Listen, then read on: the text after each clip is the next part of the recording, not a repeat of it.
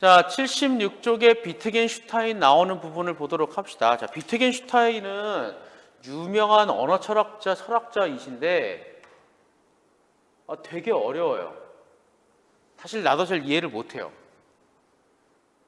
엄밀히 얘기하면 비트겐슈타인의 철학을 이해할 만한 사람은 태어나신 후부터 따지면 지금까지 정확히 이해하는 사람은 한 세 자리가 안 되지 않을까? 넘을 수도 있지만 되게 어렵거든요. 진짜 어려운 분이야. 나중에 니네 한번 읽어보면 좋아요. 니네 언어 쪽이나 철학 쪽이나 인문학 쪽, 사회학 쪽 갈 사람들은 이번 겨울방학에 읽어봐도 좋습니다. 이분의 책이 있는데 얇아요. 되게 얇습니다. 얇은데 이 책을 또 설명하는 책도 있어요. 근데 그것도 어려워. 그러니까 만약에 여러분들이 지금 진로 희망 중에 나는 언어다, 아니면 철학이다, 미학이다, 아니면 나 인문 쪽이다, 사회 쪽이다 이렇게 있으면 올겨울에 한번 읽어보고요. 이해 못해도 돼. 그러니까 생기부 이거 써도 좋거든요. 당연히 이거를 이해할 거라고 보는 사람은 아무도 없어요. 왜냐? 니네가 학생이니까. 이거는 교수님들도 이해하기 어렵다니까. 대신에 요거를 읽고 나서 이런 게 좀 흥미롭더라 정도를 깨우치면 충분히 읽을 가치가 있는 책이야. 이런 거는요, 니네 이거 보면서 이것처럼 이해하면서 보면 안 돼요. 그렇구나. 이해 안 되는데 넘어가야지. 이렇게 보는 거예요. 왜? 어려우니까. 그럼 어려운데 왜 읽느냐? 어려운 걸 읽으면 머리가 좀 깨인다고. 그리고 시야도 넓어지고 막 그래요. 하지만 되게 어렵다는 거 굳이 안 사도 돼요. 요새 도서관 하나? 이 때가 때라서 서점 가서 책 보러 가기도 좀 그렇고. 아무튼 읽어보세요. 기회 되면. 비트겐슈타인 책. 자, 오늘은 비트겐슈타인의 책 이야기하는 겁니다. 거기에 보면 1918년에 쓴 논리 철학 논고라고 돼 있죠. 아까 얘기했던 책이 이 책이에요.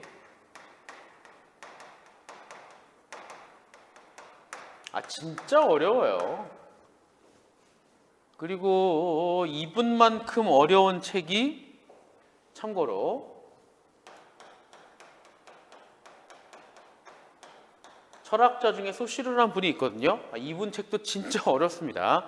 하지만 마찬가지로 읽어두면 굉장히 도움이 되기는 돼요. 근데 진짜 어려울 거야. 근데 자꾸 어려운 책을 읽어요.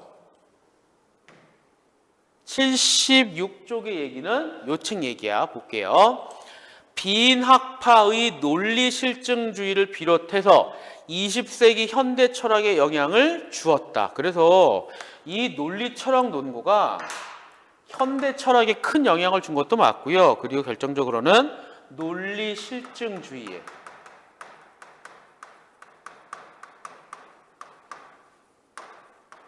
영향을 준 거라고 볼 수 있습니다. 이거를 왜 얘기를 하냐면 잠깐 어디 보자. 몇 번이었더라? 17번 잠깐 볼까요?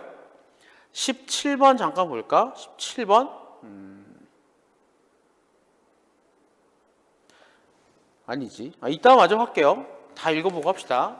설명 다 하고 하는 게 낫겠네. 그는 많은 철학적 논란들이 언어를 애매하게 사용하여 발생한다고 보았기 때문에 언어를 분석, 비판, 명료화하는 것을 철학의 과제로 삼았다. 그래서 여기에 담겨있는 내용의 핵심은 뭐냐? 거기 나와 있는 대로 언어 분석, 비판, 명료화. 이게 목적이에요. 그러니까 그동안 사람들이 말을 애매하게 써왔기 때문에 사람들이 헷갈리는 거고, 애매한 거를 각자 판단을 내리고 각자 평가를 하고 각자 비판을 하니까 사람들이 서로 치고받고 싸우더라. 그러니 나는 이 언어를 분석할 거고 비판을 할 거고 명료화를 할 것이다. 핵심은 뭐예요? 언어예요. 언어를 분석한다, 비판하고 명료화를 한다면 사람들이 더 이상은 헷갈리지 않을 거고 애매하지 않을 거고 더 이상 싸우지 않을 거고 철학도 뚜렷하게 갈 수 있을 것이다. 그러니까 논리실증주의는 아마도 명료한 언어만을 썼을 겁니다. 그렇게 우리가 추정할 수 있는 거예요. 추론도 가능하고요. 그는 이 책에서 언어가 세계에 대한 그림이라는 그림 이론을 주장한다. 이 이론을 세우는데 그 영감을 주었던 건 교통사고나 재판에서 자동차 인형 이용한 모형을 통해 사건을 설명했다는 기사였다. 모형을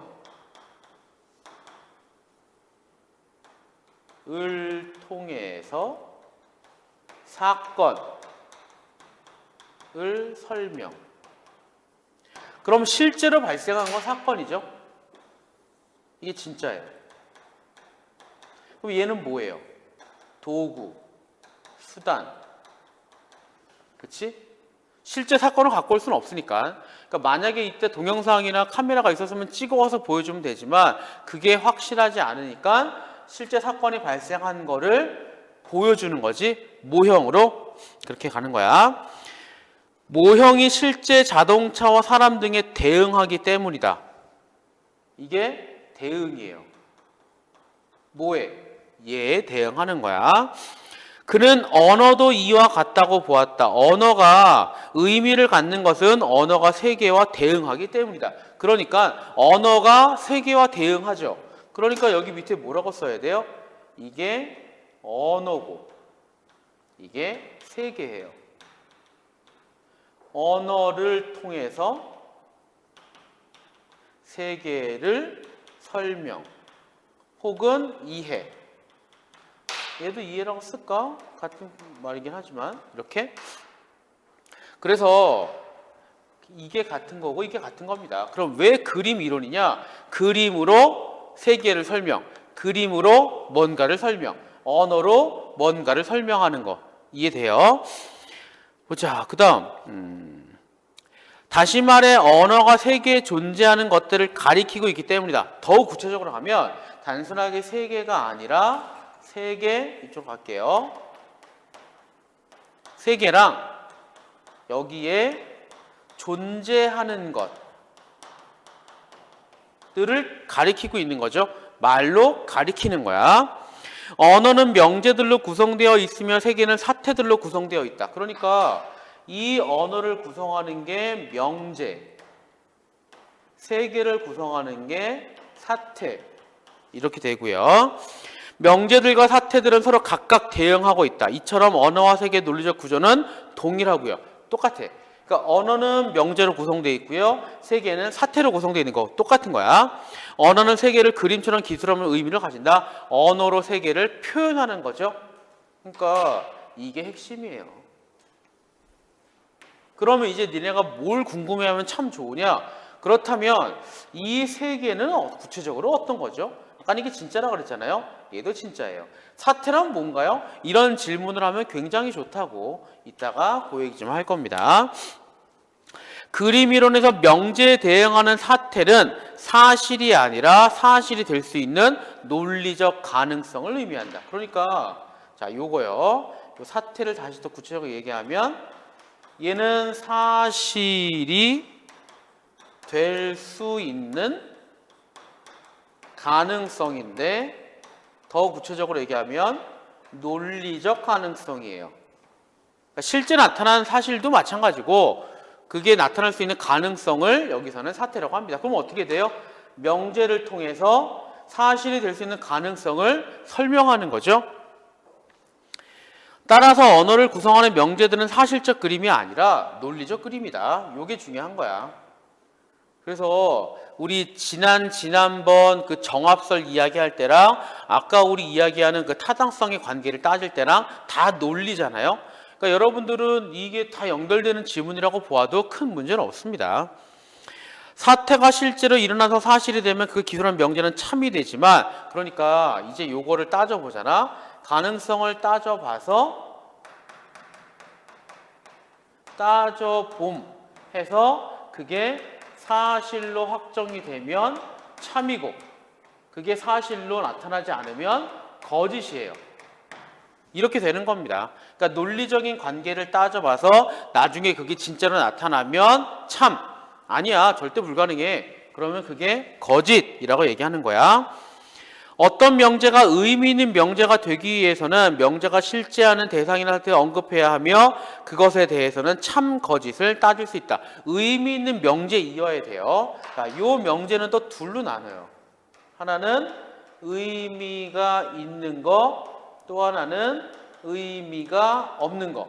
의미가 있는 거는 참 거짓을 따질 수 있지만 의미가 없는 건 그게 안 돼요. 만약 어떤 명제가 실제하지 않는 대상이나 사태가 아닌 것에 대해 언급하면 그것은 의미 없는 명제가 된다. 실제로 존재하지 않는 거. 아까 요 얘기했죠? 실제로 존재하지 않는 거, 그 다음에 사태가 아닌 거. 예를 들어 그런 거 뭐 있을까요? 민주주의 들어볼까? 민주주의는 실제 하는 게 아니에요. 추상적인 개념이잖아. 그럼 얘는 의미 있는 명제가 아닌 거야. 의미 없는 명제예요. 의미 없는 명제면 어떻게 돼요? 이거에 대해서는 참 거짓을 판단할 수가 없습니다. 그러니까 저 귀신이 있대. 여러분들 귀신을 실제한다고 말할 수는 없죠. 그치? 그러니까 귀신에 대해서도 참 거짓을 논할 수가 없는 거야. 그러니까 명료화했다고 보는 겁니다. 물론 실제로 우리가 대화를 하고 말을 할 때는 쓰겠지. 그런 의미 없는 명제를 다 배제하면 할 수 있는 말이 많지 않아요. 많지 않은데 그런 과정 때문에 우리가 명료하게 대화할 수 있게 되는 거고, 그러니까 사람들이 쓸데없는 걸로 이렇게 애매한 말로 싸우는 경우도 없을 겁니다. 그게 요 얘기예요. 선생님, 그러면 약간 어려운 얘기인데 잘 생각해 봐요. 지금 비트겐슈타인이 이런 얘기를 하잖아요. 이런 이야기를 하잖아. 그치? 의미 있는 명제는 참 거짓을 따질 수 있고 의미 없는 명제는 참 거짓을 따질 수가 없고 의미 없는 명제는 경험할 수 없거나 실제로 존재하지 않는 걸 의미 없는 명제라고 하고, 그러면 언어는 어떻게 돼요? 여기다 쓸까? 언어는 아니면 사고라고 할까? 생각. 알파벳은 존재한다고 보자고. 사고는, 논리는요. 이거 뺍시다. 헷갈리니까. 논리는, 사고는 실체가 없잖아요. 우리의 머릿속에서 나오는 것 뿐이잖아. 그렇다면 논리나 사고도 마찬가지로 의미 없는 명제가 되고요. 그럼 얘도 참 거짓을 따질 수가 없어요. 그러면 지금 비트겐슈타인은 무슨 얘기하는 거예요? 헛소리 하는 거죠. 그치? 약간 어렵나? 잘 이해해봐. 비트겐슈타인의 주장의 핵심은요, 의미 없는 명제는 참 거짓을 따질 수 없으니까 다루지 말자예요. 생각도 하지 마. 그거 가지고 서로 뭐 토론 이런 거 하지 마. 실제로 존재하는 것만 가지고 따져. 귀신 안 돼. 언어는 되지만 귀신 안 되고 논리 안 되고 생각하는 거 안 돼. 근데 당신은 얘기하잖아요. 그래, 내가 이런 얘기를 하는 건 니네 틀을 깨우치기 위한 거야. 그러니 잠깐 어디를 보느냐면요. 어딨냐, 여기 있다. 17번의 보기 먼저 잠깐 봐요. 17번의 보기 요거 봐봐. 사다리를 딛고 올라간 후에 사다리를 던져버리듯이 논리, 철학, 논고를 이해한 사람은 거기에 나오는 내용은 이젠 버려야 한다. 무슨 얘기예요? 상황을 이해했으면 이거 잊어버려 라고 하는 겁니다. 왜? 자기가 얘기하고 있는 논리, 철학, 논고라고 하는 것도 의미 없는 명제투성이고요. 당연히 이것도 참 거짓을 따질 수가 없고 자기 생각에서는 이런 거는 하지 말아야 한다. 아니 그럼 왜 쓴 겁니까? 알긴 알아야 되니까 알고 버려 라는 얘기예요. 17번의 보기가 되게 웃긴 건데 자기는 기껏 얘기해놓고서 잊으면 돼 라고 얘기하는 겁니다. 이거 어떻게 보면 이율배반이고요. 좀 웃긴 거예요. 그렇죠? 17번 이따가 문제 풀겠지만 설명은 이래요. 다시 돌아오도록 합시다. 어디냐면 여기 보세요. 의미 없는 명제가 되기와 참걸 따질 수 없다. 따라서 경험적 세계에 대해 언급하는 명제만이 의미 있는 것이 된다. 이러한 관점 비트겐슈타인은 기존의 철학자 다루었던 영혼 찾을 수 없잖아요. 형 이상학적 주제 윤리적 가치, 논의가 의미 없는 말들에 불과하다고 보았다. 왜냐하면 그것들은 실제로 존재하는 게 아니기 때문이에요. 경험 가능하지 않은 대상이기 때문입니다. 형 이상학적 문제와 관련된 명제 좀 의미가 없는 말들이고요. 그러한 문제는 우리의 삶을 끊임없이 나타나는 신비한 것들 인정해요. 신비한 것들은 맞는데 초자연적인 현상도 있어요. 귀신 본 사람도 있을 수도 있습니다. 하지만 그런 것들은 굳이 말로 답변하거나 토론할 이유가 없다예요. 그래서 말할 수 없는 것에 대해서는 침묵해야 한다. 무슨 얘기예요? 의미 있는 명제만. 그렇다면 의미 있는 명제가 뭐냐? 실제로 존재하는, 실제로 세계에 존재하는 것들, 경험할 수 있는 것들로만 한다. 그리고 거기 깔려있는 전제는 대부분이 존재를 인정하는 것만 이야기하는 거야.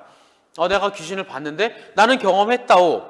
소용이 없는 거예요. 대부분이 경험을 해야 돼요. 그러니까 어찌 보면 경험론적인 걸 수도 있는데 이 지문은 그렇게 어렵진 않죠? 그치? 그리고 하나 더 알려줄게요. 거기 지금 마지막 단락에 형 이상학적이라고 나왔잖아요. 무슨 얘기냐면 이렇게 생각해.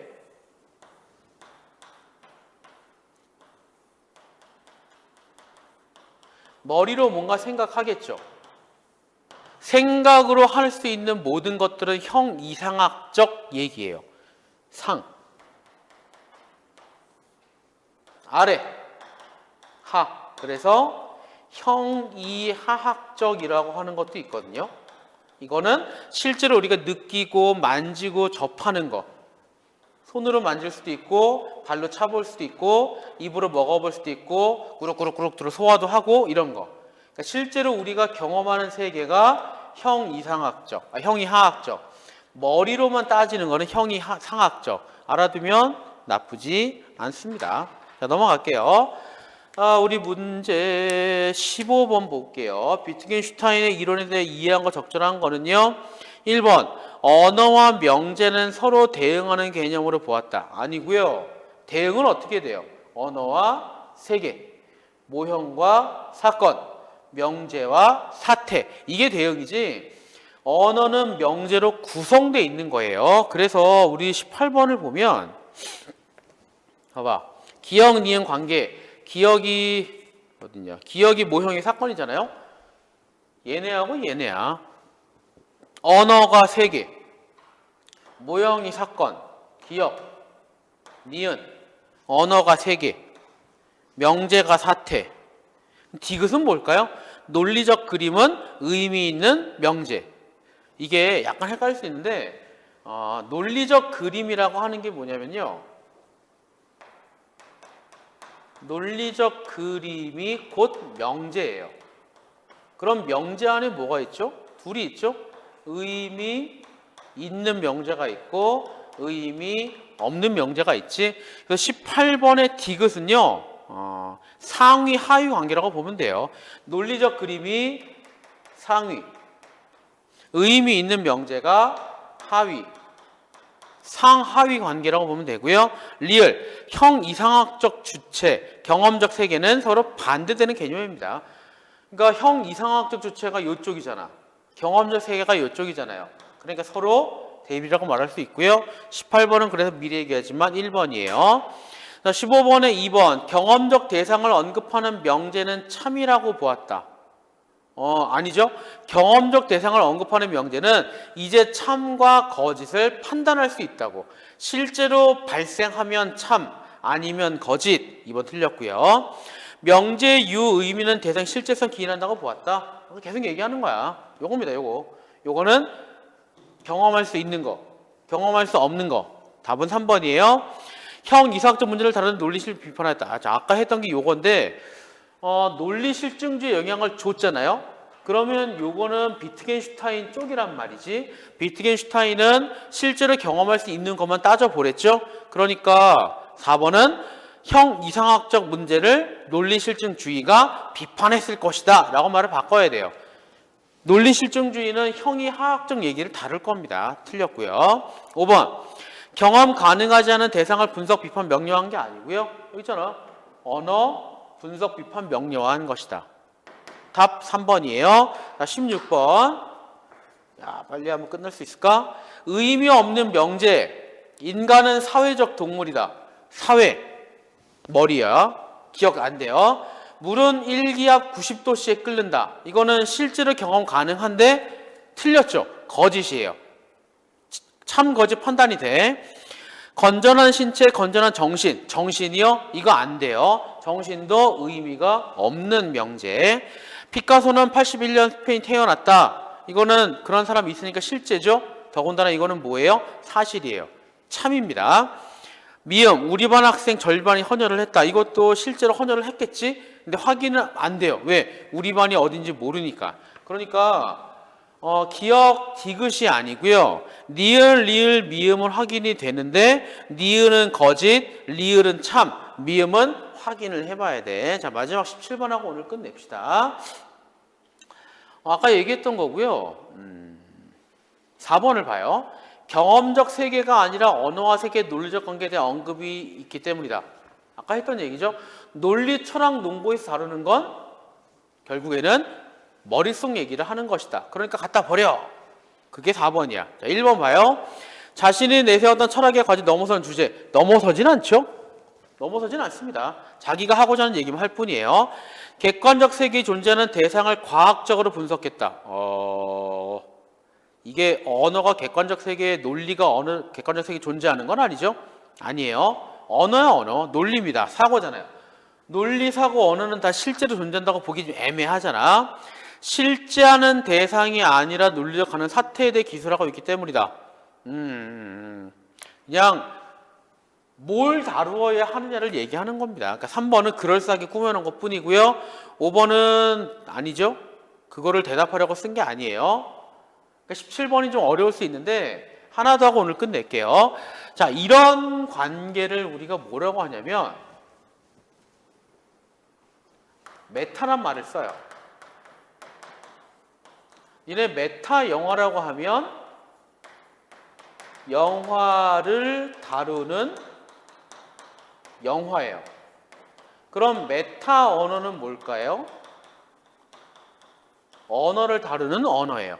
그러니까 지금 비트겐슈타인이 이야기한 논리철학 논거는 일종의 메타 철학입니다. 철학에 관한 일종의 도구로 만들어지는 거기 때문에 그래서 어려운 거고요. 그래서 뜬구름 잡는 얘기고요. 그래서 갖다 버려라고 얘기하는 거야. 알겠죠? 자, 오늘은 여기까지 합시다. 다 내.